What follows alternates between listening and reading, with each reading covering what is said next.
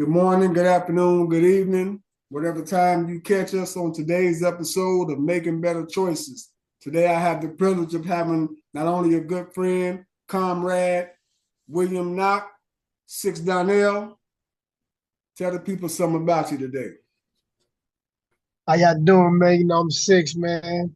With my guy Mouse, I've been knowing Mouse for a long time, man. We did time doing time since we was kids in 1992. Same thing. Grew up trouble life. Dysfunctionality. Grew up gang bang. Whatnot. And out of incarceration, got to a point to where, man, I had to start making better decisions. So, my last time after I got out, about say 5 months ago, came down to Florida, joined a TDT gym here in Longwood, and ever since then, I've been a personal trainer, been a strength and conditioning coach to some professional fighters doing weigh-ins, and really doing my things, just like following God, letting God bless me, not really having too much trouble, but, just some things that prison doesn't teach you and some things that prison takes away from things I'm just getting back to learning as a man. So it's a learning process, but, something you got to go through, just part of life, as we live. And since you touched on it, before we get into the questions, let's just give the audience a little bit. So you said prison. You've been to prison before? Yes, yeah, I actually been twice, yes, sir. And from there, we'll So get the right in. first time, like that was like from 16 to 24. Got out for 11 months. Caught another case on my front porch. Did 23 years, 23 and a half. So you did 8 years and went back and did 23. After 11 months, yeah, bugging. Like, So you spent 31 years of your adult life in prison. and that's just prison. I can not including county jails, YA, mental hospital. That's just prison. Yes. Well, I tell you what, you're the perfect person to be on here about making better choices. And I'm honored to have you on here. And we're going to get right into the question. Let's go, man. So, question one, when you look at young men heading down the path you once walked, what do you see that they don't? It's a saying I learned a long time ago. Says humans are the only creatures on earth that spend their whole life trying to become what they already are. And so, like, a lot of us are leaders, a lot of us are kings, like we're all born children of God. And so when I see people, I see them, who they are inherently. I see men, I see gods, I see kings, I see leaders. I see the attributes of the society and home, like the following, and growing up in like a VH1, BET society, how everybody wants to live flash lives and be somebody that they really are not because they don't really know who they are. And so that's what I see. But it took me learning who I am as a man to be able to see those other gifts in other people. And now that you do see those gifts in other people, as well as the gifts in yourself, is that the reason why you're at the boxing gym? I believe that's a place where God took me, so I have to say yes. And like I've run into it's some few key guys there, like some youngsters that I spend more time with than others because everybody wants to put on that tough guy role in front of everybody else. And I pull them out to the side. And I said, "Yo, bro," I said, I grew up in the joint. Like I'm training like here liars. I'm trained to see people for who they really are, not who they want them to be. So you over here acting tough, and I know it ain't even in you. Not to be no disrespectful stuff, but like, and I pull my phone out, I pull up my little prison record, like, bro, this is who you talking to right now, like no disrespect, but like, bro, like I was a gangster for real, and so I'm glad that I'm here. That way I can, and sometimes I'll call some of my friends, hey man, this is what we did, and they're like, bro, y'all used to do that, and I'm like, yeah, but like this is where I'm at now, and so, but I'm glad I get to meet these guys. I'm glad that God put me in a situation to where not only do I have a voice and a platform, but somehow I don't know what it is that I get the respect that people listen. And so I appreciate something that God gave me and the platform I have, and I use it the way it's supposed to be used, respectfully. I love that. At what age did you start making choices that eventually led you to prison? And I want to say right around maybe 12 or 13. Like I didn't even give myself a chance. Just growing up, I feel like, and my perception of things in the household, I felt like, I was just being abused. And so coming from New Jersey to Kansas, like, when we having family down here. So, like, when I get kicked out, I'm in the street. And when I'm in the streets, I'm doing what street people do. And so, I say, like, most of my fights or most of my crimes was violent crimes, like, battery and stuff like that. And so, more in the protection of my friends as opposed to me, because, like, growing up, I was fighting a little bit, but then, once they realized I could fight, they didn't want to mess with me. But then I got partners that they want to mess with. So I want to say around 12 or 13, and then 14, and then once we all start gangbanging around 15, it was a wrap. You couldn't tell me nothing, especially because, like, I'm the one, man, two of my homeboys, we the ones that brought the gangs to the town. So we already had something we had to do. So, man, let's get at it. So I say around 14, 15 is when it really started getting thick for us. For me, I'll say. So, what advice would you give a kid 12 to 15 that's around that environment and that negative choices there? What advice would you give them to make the better choice? I'll say that we all have choices. And the thing about the choices is, even if we don't realize that we have choices, we have. And so I would say try to find like some type of discipline, some type of sport, something to get involved in. Like, if you're a nerd, be a nerd. If you like studying, study. And I think our problem is young black men is we didn't really have people to sit down like one on one, because some people need more attention than others. Some people needs a gift more than the other person needs that gift because his gift might be something different. And so I would say find out who you are and explore, like see the world. Like, if your thing is the army, whatever it is, if it's to travel, whatever it is, but find out who you are as a person before you start making decisions about marriage, about careers, about anything. Find out, like, if you like to weld, if you like to truck drive, if you like to do certain things, but don't be scared to be who you are. Don't be scared to say no to friends. Don't be scared to not hustle. Don't be scared to save your money, and don't let the ways and the lures of the world trick you into being somebody that you're not supposed to be in life. Because not only will that lose you, that's going to lose people that looks up to you and people that listen. Good answer. What's one lie the streets told you that you believed for too long? Man,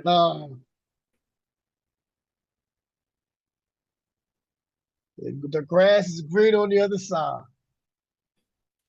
because it isn't. That's astroturf. Yeah. That's Yeah. fun. That's what that grass was. The grass is not green on the other side, man. Because, like, you don't use streets, it's gonna lead to death. It's gonna lead to prison, and it's gonna lead to something that's not going to be easily erased from you.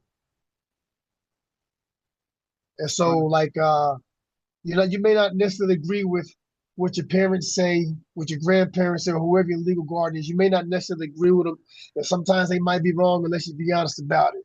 But going out to the streets, going out to hustle, going out to go gang, but your friends are going to be who your friends are. That's a given.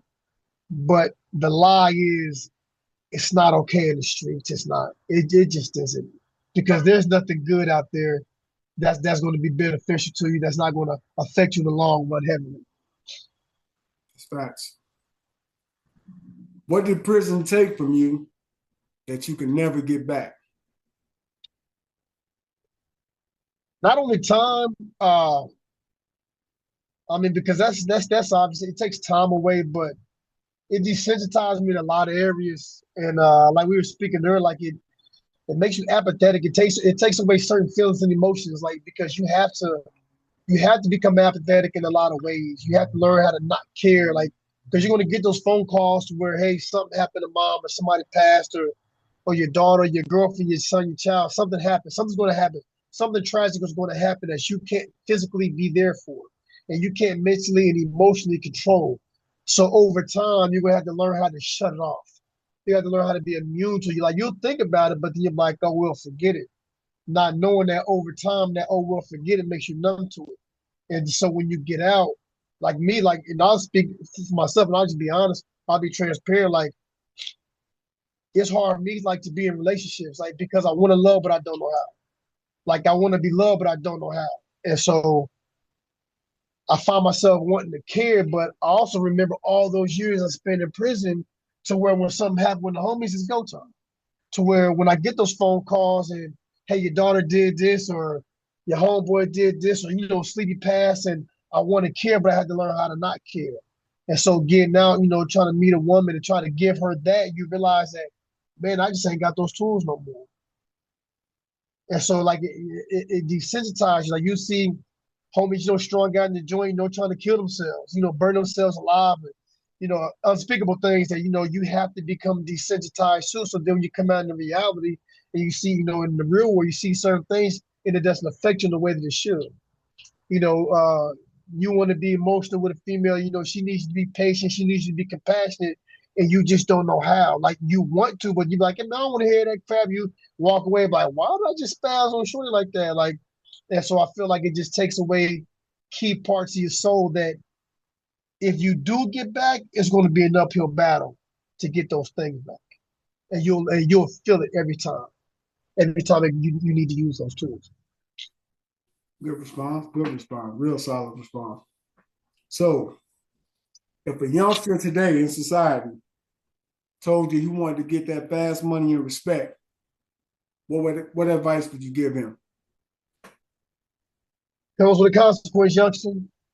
It comes with a price, an expensive price, and you think you can afford it, but you can't. And so, I mean, I would say, it's going to be hard, like a voice that they're going to hear for maybe like 5 minutes out of the 24-hour day when they're looking at their friends with money, their friends with cars, and all these women.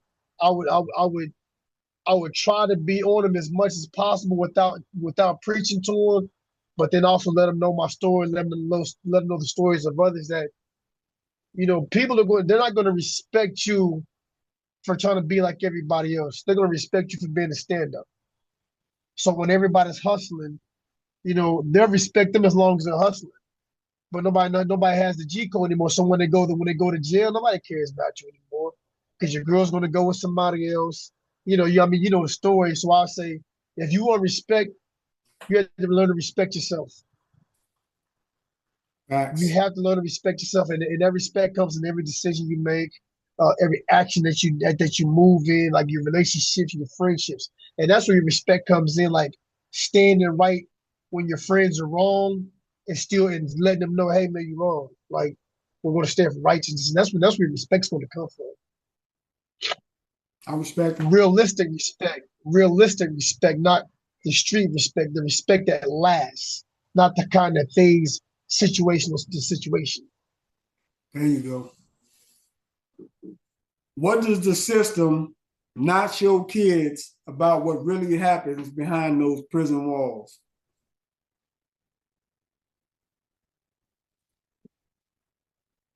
Can't teach you the emotional aspect of it, the losses. It can't teach you the mental games because it's never going to tell you that you get those unit teams and their job is to help you, but they do everything in their power but help you. Uh, it's not going to teach you that they'll set you up. It's not going to teach that they'll lie to you. It's not going to teach you that they'll put you in the hole and OSR you, other security risk you, and you can't get phone calls to your family. They're not going to tell you that. They're not going to tell you that uh, the police bringing drugs to get you high. They're not going to tell you that it might be your friends trying to rape you. They're not going to tell you these things like that. They're not going to tell you that uh, when your girl calls and your kids need you, that we don't give you enough money to support them. That on visit, that if your girl doesn't pass this, was it the metal detector 3 times because she has a line in her bra, that she can't come here, that they're going to turn her around. They're not going to tell you all those things, and but those are things that you're going to learn. And they're going to hurt when you learn because they're painful lessons.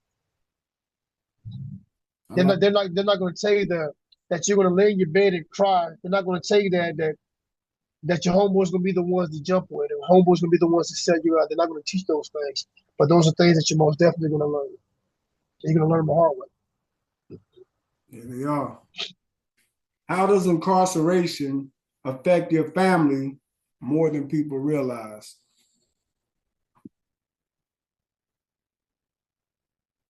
it tears them up and it creates a separation with you because while you're living over here, they're living over there.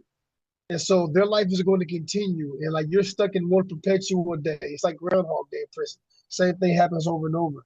And so when you're making those calls and your mom's going through a sickness and you might have been the one that she leaned on, but you're no longer there. Your girl might have been, your children might have been the one that you leaned on, but you're no longer there. They have to find something else, someone else to lean on.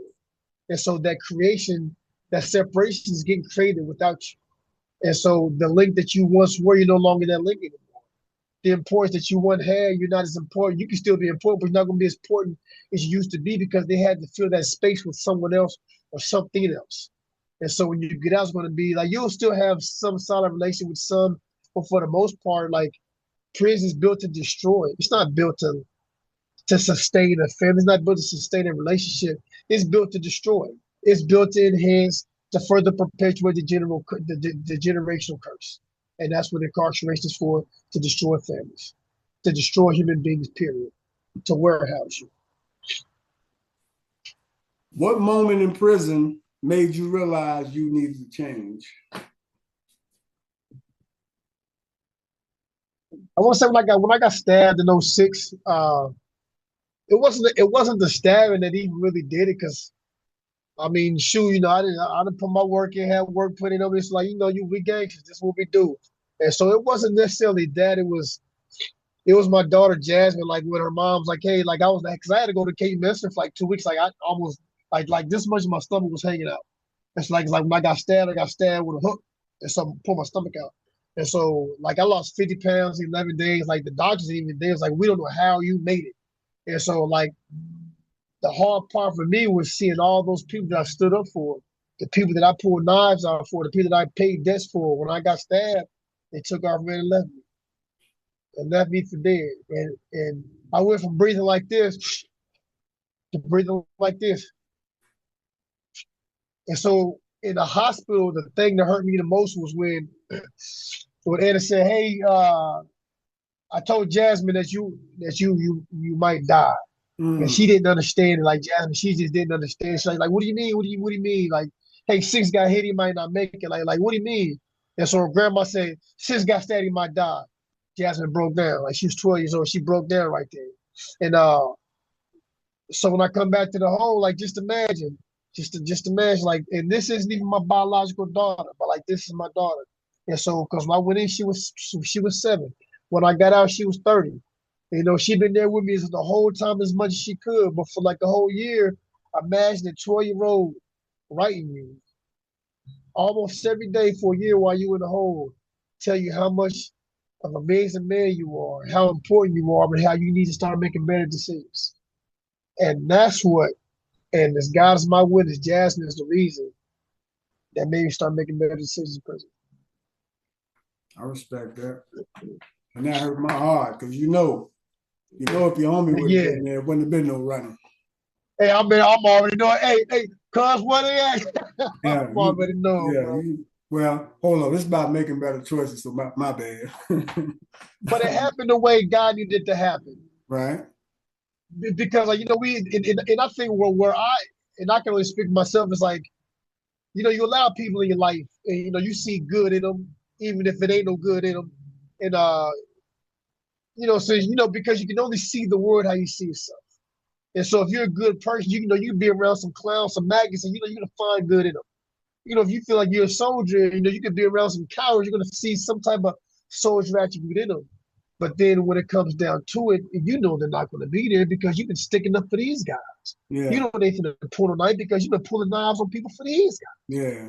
And so, but the thing that taught me, and that was the only way God knew I was gonna learn the lesson He needed to teach me for whatever I got going on in my life is going to happen later. And I learned that you can't see people you have to see people for who they really are and not for you want them to be. Yeah. And that's what I learned. And so like everybody that I knew would have got down that day for me wasn't there because God didn't need them to be there. He needed me to learn that lesson. And like my friend Elgin Robinson brought home to get out one day, he told me, he said, Six, he said, any lesson not learned in blood is easily forgotten. Yeah. And I learned that lesson in blood, and I ain't never gonna forget that lesson.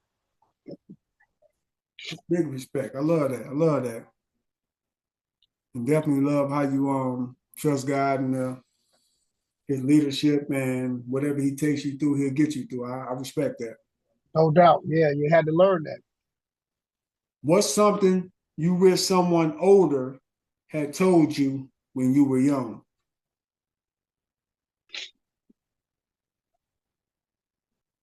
I would say that like we had the Yaku Brooks, we had the T.Y.'s, the Timmy Tyson, we had the Andre Kansas, the Phil King, we had those. And so they said what they were supposed to do and say to us. But our problem was we didn't have that much time with them. And so, and my mom, she put me in the, Black History Month class. So I can't say that I didn't hear what I was supposed to hear. I can't say that people didn't do things in my life that weren't done because they were done, they were said. It's just I feel like I said earlier, like those few moments out of that 24-hour day, you forget those voices, you forget those lessons. And so I did hear, hey, you were king. I did hear that. I did hear you're amazing. I did hear, hey man, you're very good at sports. I heard all those things. Uh, and I heard them from the people that I needed to hear them from. But I think when I found myself in those situations where I felt like I was being abused mentally, emotionally, and physically, I forgot it all. And so when I really needed to hear it during those moments, I wasn't hearing it. When it was telling me to do those things that was being done that I learned earlier when I needed to when I was on the streets, doing my thing, those things weren't being done anymore. It was all about, hey man, we nutty blocks now, we Crips now. And so, but I wish I had those people. But I say the thing that I can say those people had me because those lessons I learned, like had in my situation, I had to, hey, nah, we ain't putting him on because he ain't like that. Nah, we ain't putting her on because she ain't like that. And so I was able to give it to those people, but I wasn't practicing it with them all night because it was in me. So I heard it, and those things were done. So I'm without excuse in that area. Accountability. I like that. Do you think young men mistake fear for respect, and why? I think people mistake cash. I think a lot of people mistake courage for stupidity, fear, and respect. I believe it's a thin line like love and hate.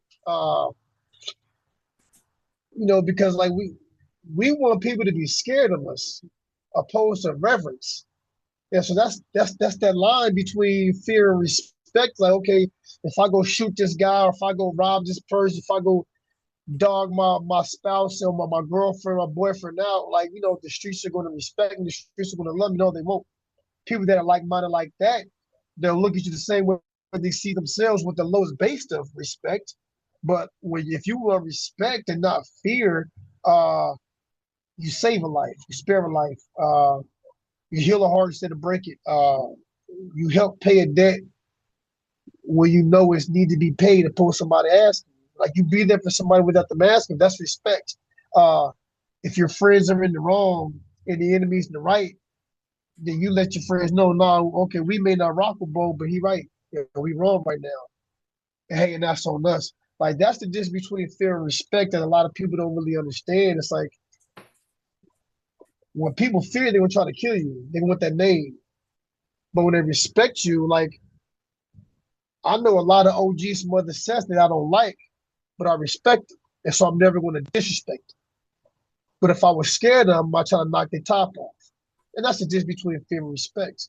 No matter what you do, I respect you because you earned it. You did things in the streets or in personal lives that you paid bills for people. Like you may not like this person, but when he got locked up, you gave his mom his baby mom money for him. Like that's respect. You didn't try to have sex with her. And so there's a big difference in fear and respect that we all just didn't understand. We grew up because the people that were supposed to teach us didn't know it. Right. I like that. When you were young, did you think you'd get caught, or did you feel untouchable? I was always getting caught. Uh, But I think like at certain point, I felt like I was untouchable when it came to certain things I was doing.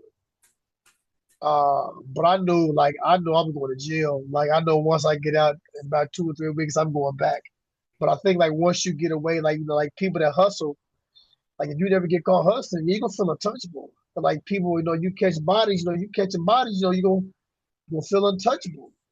But it's only a matter of time before it catches up to you. It's only a certain amount of time before it catches up to you. And when it catches up to you, that's God way to sit you down so he can deal with you the way he needs to deal with you. And everybody's relationship with God is different. He's going to deal with you differently. Some might get more time. Some might have to go through some painful situations to learn a lesson that this guy didn't even have to suffer to learn. But because we are the way we are, God knows how to teach us to the point to where it's this lesson ain't finna be forgotten. Greg finna remember this lesson. Six finna remember this lesson. And it might be a painful situation because he knows our hearts, he knows our mind, he knows we're soldiers. And we have to be taught the way soldiers need to get taught. Sure. What did you sacrifice chasing an image? I sacrificed some real friendships. I did. I could say that. I think about a few that I sacrificed that I wish I would have never sacrificed. I sacrificed potential government jobs, you know, high paying salary jobs because like you get certain crimes like you don't even get a chance with them. Like that background check is going to kill you at the gate. I wanted to join the army. I sacrificed that out the gate.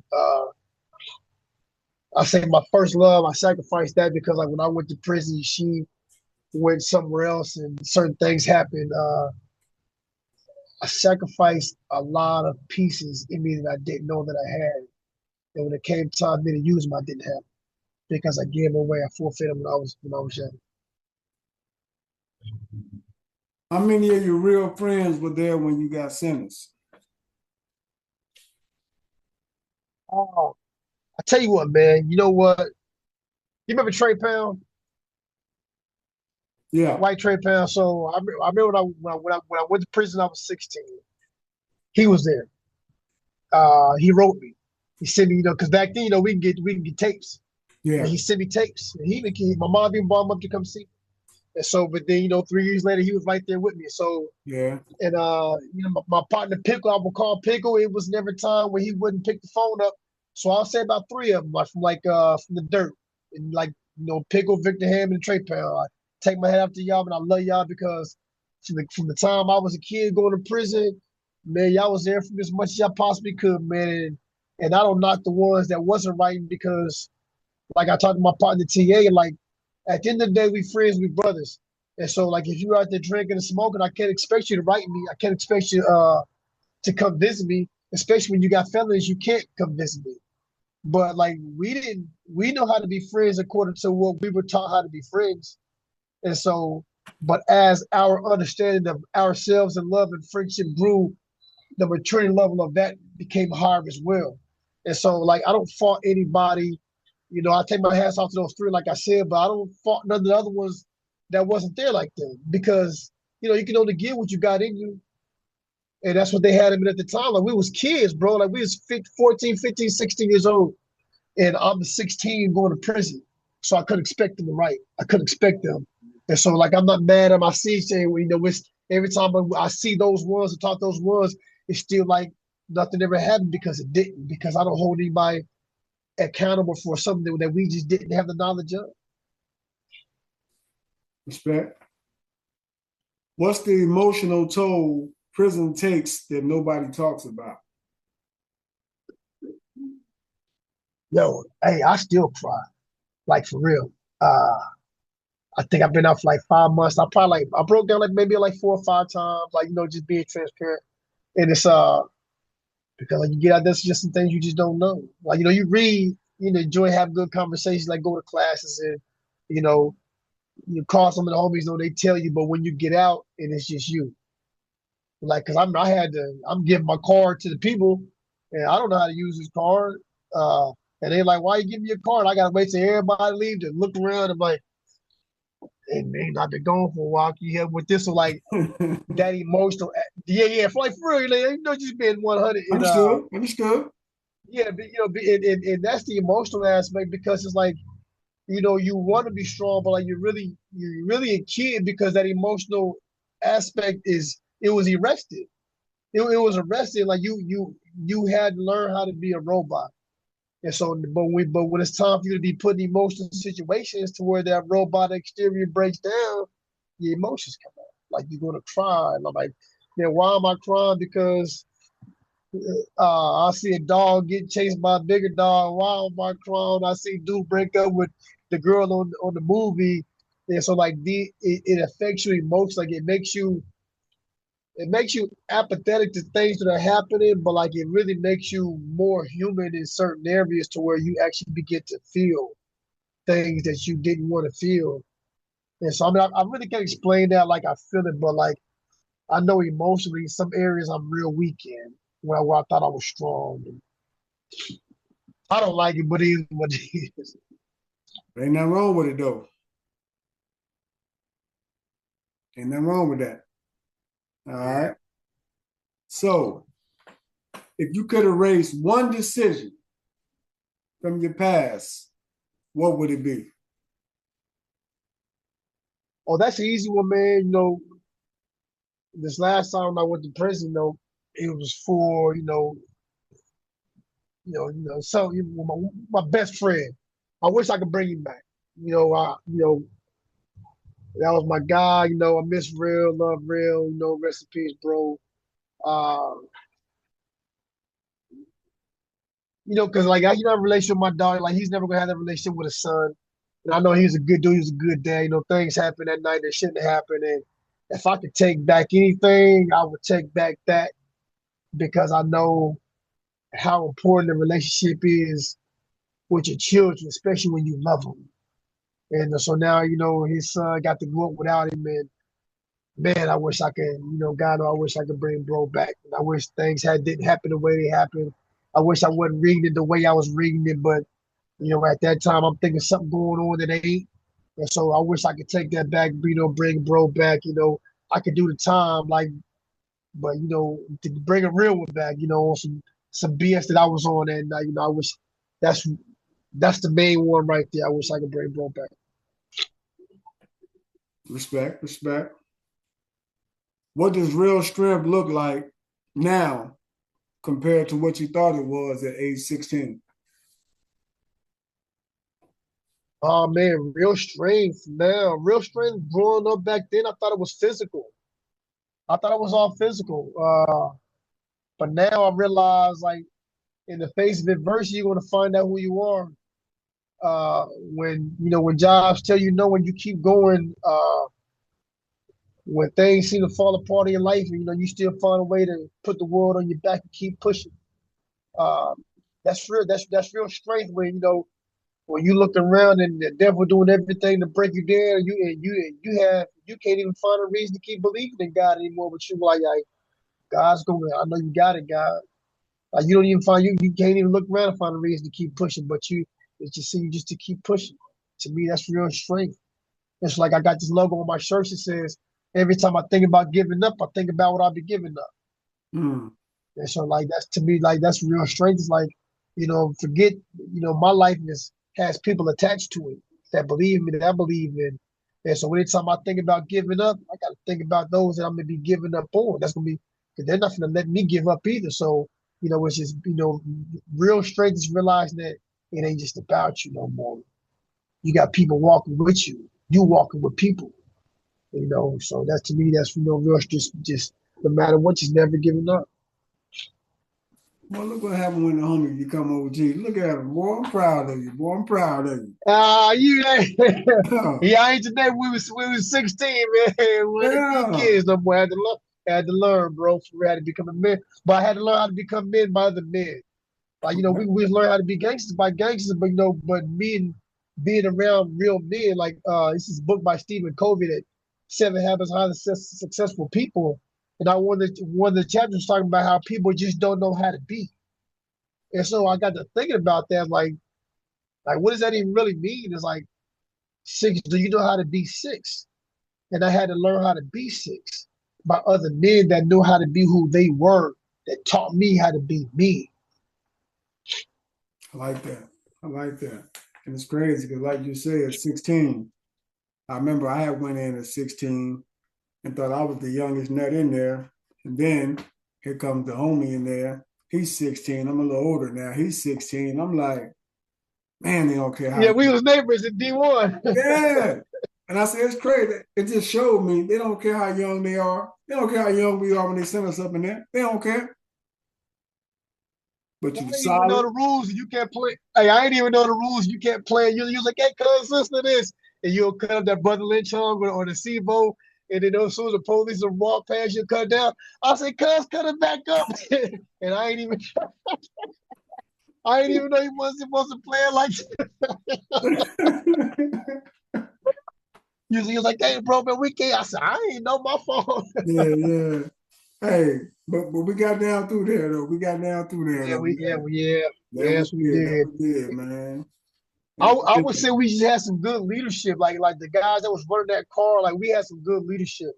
Uh, like they wouldn't let like if because I remember like when I wanted to go to church, like they wouldn't let me be a crip and a Christian. They was like, hey, we respect the fact that you want to, go do your thing with God, but while you on that path, you can't sit at this table.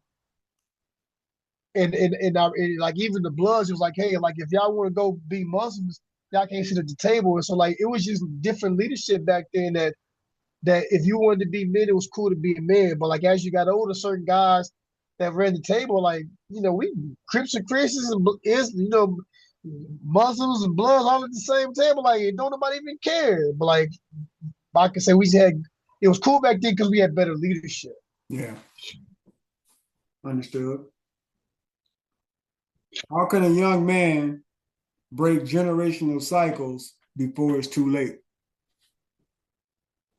Oh man, that's an amazing question, bro. For real, I think prime example. I go to when I go to the gym, I see pretty much every man there with their kids. They got their sons, their daughters there with them. And so, growing up back then, you might see the mom there. I don't even see the women there. And I think, like to me, that's a good way to break generational curses is just to be a father in your child's life and to teach them. And whenever, like I got a partner down there, like down here, he does everything with his son, does everything with his family. Like his family sees him doing stuff, mid stuff. Hey, I'm taking mom to Miami for a birthday. All y'all getting dressed up. Got my son in the gym. We reading books. We doing school programs again. Like to me, that's how you break a generational curse. Learning you who you are and gaining that knowledge, wisdom, and understanding. Knowledge about the world, about God, about self, about relationships, and not being scared to teach it to your family, to your children, and to in a day like me, like you and I was talking earlier. To be able to see you, like I said, bro, like I know you, like we like from Madison to Hutch to Lansing, and so to see you on there, like how you surprise your wife with the song and all other stuff, and just and doing stuff like this, and just seeing how you are with how you're a man, and bro, when I say a man, to be a man to a woman and let her know that she's a queen, bro, we didn't grow up like that. True. And that's no knock to them. It's like they didn't grow up like that. So so they only gave us what they had. So now that we're learning more and to see people like you and to see other older homies giving it to their family, to their women and being that man and hey, letting the world know, hey, I love you. Hey, you're my queen. Like I appreciate you. In front of the world, like, bro, that's breaking generational curses right there. And so like that's your prime example. And like the guys at the gym, they're prime examples of breaking generational curses, just being family man and not scared to be it, not scared to be vulnerable, not scared to be accountable, just stuff like that. I love that. I love that. What habits should young men build now to avoid prison later? Reading, they always say reading is fundamental growing up. And it is. It is reading, trade schools, education, and being adventurous. Not just being adventurous, but never stop being a child at heart. I think those things are key. Because everybody wants to be so tough, but they forget to be a kid. They forget to be a child. They forget to have fun. They stop laughing. They stop crying. They stop telling their friends, "Hey, I love you." Stop giving them hugs. Stop reading. Stop, educating themselves. And I think those things are so key. Those things are so key. At the TDT gym, like on Saturdays after the boot camp, like we pray. We have Bible study, right? Like right before sport is what we do. And so, like, and then speaking of the leadership, like we have such good leadership that the young guys, when if these guys ever decide to leave this gym, they're gonna have that. They're like, man, at the last gym, like we fellowshiped, like we actually read the word, like we actually prayed, like we actually gave each other hugs, like we had coaches say, "Hey, man, I love you." Like we were very personable like that. So I think stuff like that. I love that, and I love what y'all doing with them young men because that's what they need. They have a safe space, they have an outlet, and they have the generation before them teaching them. What better guidance can you get than someone that's already walked the path that you're about to walk? So I love that. And the fact that you can get them tuned in, focused, reading about God, learning to have a relationship with God, not religion, Yes. Yeah. relationship, learning to Yes. have that Big difference. relationship. Yeah, big difference. That's key right there. Yeah. Yeah. So you're on the right path, and I love that. I respect that. What role does pride play in self-destruction? Pride is the downfall of man. It is. I believe that's the upper echelon, top tier destruction right there. Because because you want to put on this persona that you are somebody that you're really not. That you have to do something when you don't have to do. When you have to respond. You have to say something when there's really nothing to be said. But you think that you have all these people that you have to impress. When the only people you got to impress is maybe your kids, maybe your woman, maybe your family. You had to impress somebody else. And their impression to you is, hey man, don't go do nothing stupid. Like you don't have to spend all your money. But I think like pride plays. What does the Bible say? Like pride comes before destruction. And so, and that's before you get destroyed is because you made yourself do something you had no business doing because you had an image to uphold, a false image. That as soon as you're done doing what you're doing, everybody you did that for is going to say how stupid you were. Exactly. Exactly. That is so true. If every young person listening could only remember one sentence from you, what would you want that one sentence to be?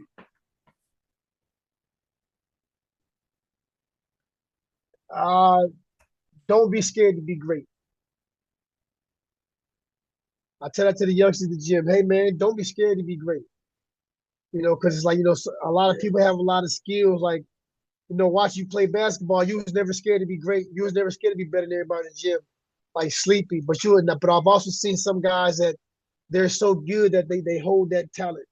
They so smart that they play stupid. Uh, they have a lot of sense, a lot of skills, but they hold it back because they think it's weak to be great at things. They feel like they got to be cute in everything they do. And so I was saying, man, to anybody, just never be scared to be great, man. It's in you. Be who you are. Shine. You're supposed to shine. So do it. God gave you that gift. He didn't, he gave somebody else their gift and they're using it. If your gift is to be great, then don't be scared to be great. If there's young people out there watching today and they want to join a gang, they feel like they're not scared of nothing, no one. They feel like prison is just another place here on earth. What advice would you give that young person today? First of all, I'm gonna tell them, hey man, I understand. Like I understand, and You know, you want to gang bang, and I get it because the same way you thinking right now, I was thinking the same way. The same way you wanted to fit in, put that work in. I felt the same way and I put that work in. The other side of it. First of all, I understand you. First of all, I feel you. I want you to know that I agree with everything you're saying right now. But I also want you to understand that there's another side to that. The side that you're gonna have to get to a point where you have to walk alone. Uh, you're gonna meet people from other sets that's gonna be more down with you than people that's in your own set. Uh, Gang banging is gonna take away so many opportunities from your life. It's gonna put you in so many situations that you shouldn't even be in. It's gonna have you in areas that you ain't even supposed to go in. It's gonna take you away from so many blessings that God has planned for you. It's gonna close so many doors for you because you could be smart, but when you walk like a gang member, you hang around, not just walk like one, but you hang around a certain crew and you go by a certain name, doors get shut to you just on the strength for that. And so you want to gang bang, cool, but just know what you get yourself involved in because it's not going to go the way that you think it's going to go. You're going to get shot. You're going to shoot at. You're going to go to jail. All these bad things are going to happen. When you want those government jobs, you ain't getting them. When you want to go to the army, that's shot. All that good stuff that you know that you could be doing, put that to the side. So you have to ask yourself, what's more important, this or my family? What's more important, this or my future? What's more important, this or me? Because at the end of the day, this is you. This is the game. When the gang is gone, you're still going to be you. So you can always be this without this. I love that. Great response. Now, I want to end it on one good question. To the youngsters out here in the world today, both male and female, that have a problem with listening to their parents, because I'm pretty sure it's a lot of us that come from where we came from, that when we were their age, we didn't see the importance of what our parents was telling us. We didn't relate. We didn't listen. We didn't take heed. We really didn't understand what they were saying at the time. But to now fully understand what they were trying to prevent us from getting into, what advice would you give to a young person today not listening to their parents and not knowing how important what their parents are trying to teach them? I will actually, I'm going to answer that in two parts because my mom said a lot of good stuff and I didn't hear it because I wanted to hear it in a different way. And so I'll say to the kids, first of all, like, I know sometimes we feel like things like parents say, like the delivery is whack, or, it's just the way you say it, or I don't want to hear it right now. They have your best interest at heart, period. Because I know a lot of parents that aren't even telling their kids anything. They're just not there for their kids. They'd rather go be in the club and do drugs opposed to their kids. So if you have a parent that's willing to sit down with you and do the homework with you and take it to these sports events and do these things, you have to look at it like they may not relate to you in the way that you need them to relate to, but they're trying in a way that they know how. So just listen to it. It's hard, I know, because 14, 15, you feel like you know everything. You really actually don't even really know anything. And so, just give them that opportunity to appreciate the fact that you have parents that's willing to sit down, take the time and, give you encouragement and, tell you you're beautiful and hug you and stuff like that. And I'll say, like, to the parents, this is something I had to learn. Not every child is the same. And so the way that you educate and the way that you discipline, or the education and discipline of one child is not going to work for every child. It's not a one size fits all. And so if you see that the way that you're trying to get across to your children doesn't work, and try another method. Because it might not be them, it might just be you. It goes back to the 5 love languages. My love language might be words of affirmation, and hers might be quality time. If I'm constantly telling her, hey, you're beautiful, but I'm never hanging out with her mind, I'm not loving her because that's the love language she speaks. And so parents, I say to the children, like, you have to learn your children's love language. That way the advice you're trying to give them, they'll be more receptive of it because you're speaking their language now. And children learn what your love language is. That way you can better educate your children, your parents on how, hey mom, when you tell me this, the reason I didn't hear it is because you didn't say it like this. So it's going to go back and forth both ways. So it's the educational process for both. For children, yeah, I was that guy. So everything that my mom taught me, I use in prison and I use it now. But I should have used it more when I was a kid. That way I could avoid a prison. So, just be appreciative that you have parents willing to sit there and talk to you and help you out. Sometimes they might get abrasive and that's just out of frustration because we all get frustrated, but just to appreciate the fact that you have somebody willing to talk to and sit down with you. I love that. I love that. And before we close this out, if you could tell your younger self one thing before going to prison, what's the one thing you would have told your younger self?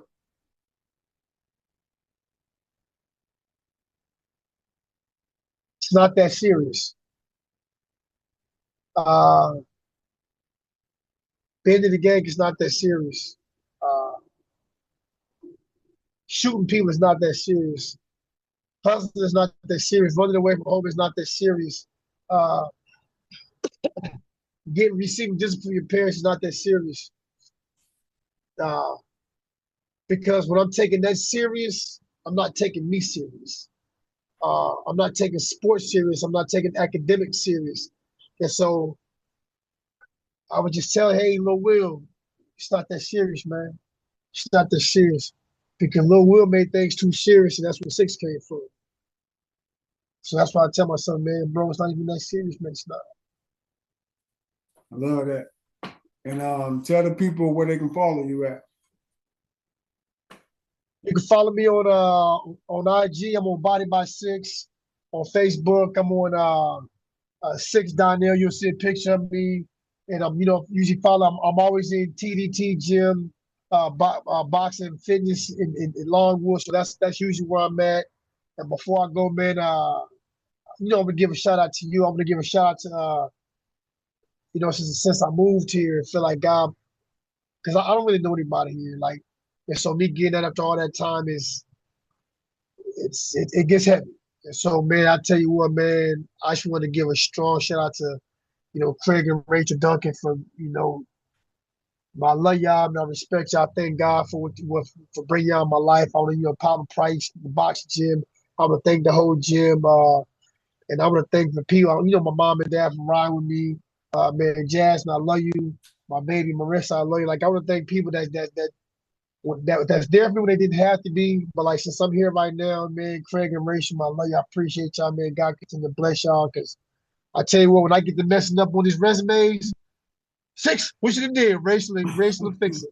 And so, and I tell you what, man, they give me the game. They give me the family that God knows that I need it right now. So, before I go anywhere, and they the one that actually gave me a shot to be like they train UFC professional boxers, and they let me be the strength and conditioning coach and the personal trainer at the boxing gym after me 3 weeks of being out. So, and we're being successful, man. I thank God. I thank God most of all, but I thank God for Craig and Rachel and Papa Price for real, because like they really, if it wasn't for them, I wouldn't even be a fool. I would have been and went back to Kansas on some retarded crap. But like I thank God for them. Like sincerely, I thank God for them sincerely, man. I love y'all. I really appreciate y'all. I'm like from the bottom of my heart, because man, y'all help me out more than y'all. I can never express with words how much I help y'all. Definitely love that. So on behalf of the Making Better Choices podcast, I'm the big homie, Greg Wells Sr., and this is my homie, 6 Donnell, 6 spelled C-I-X, Donnell, D-O-N-N-E-L-L, correct? D-O-N-E-L. Look my homie up, give him a follow. Look me up, give me a follow. And until next time on Making Better Choices, God bless.